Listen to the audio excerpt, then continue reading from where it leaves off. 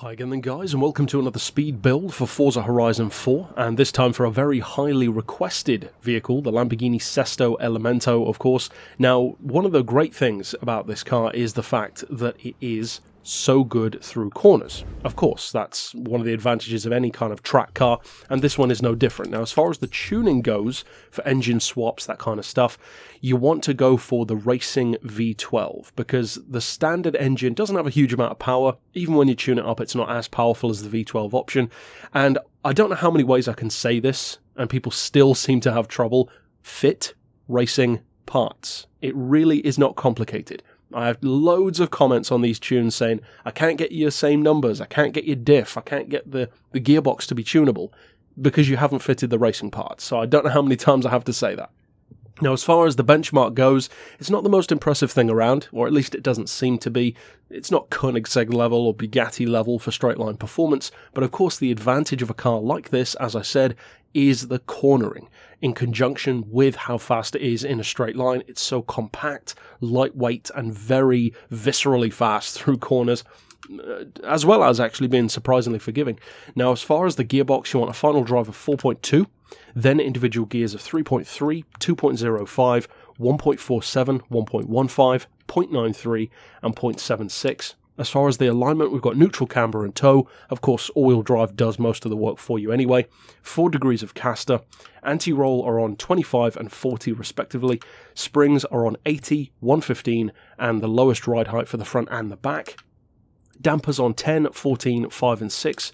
Aero does not apply, and as I always say, it's not necessary to fit the wings on the front or the back. You can if you want to, because technically it makes it faster through corners, but of course this is a speed tune, which is why I haven't fitted those.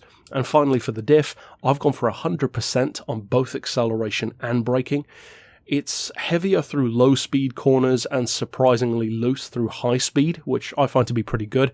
But if you find that that's not really your style, then you could try lowering the deceleration setting if you want to. Then for the center split, once again you've got the option. I've put it on 70%, which gives you a lot of grip all the time. If you want it to be a little bit looser through corners, then put it up to maybe 75 or even 80. But either way, if you want to just grab it from my storefront, you can do so. This tune is on there, so just use the keywords down in the description or use my gamer tag and you can find it pretty easily. Or of course you could follow this yourself. So all that remains is, as always, to put it in a race to see how fast it can actually go.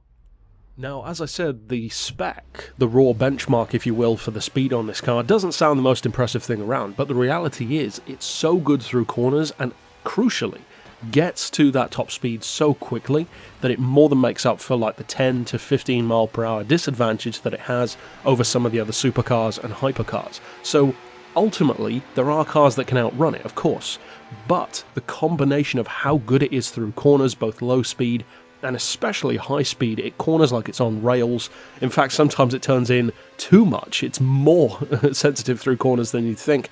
That it's a brilliant car. It's expensive, but it's a very worthwhile vehicle to have. So if you do decide to use this tune, I hope you have a ton of fun with it, and of course you can either copy it here yourself or grab it from my storefront. But click here on screen to see all of my other Horizon tunes, and for now, as always, thanks for watching.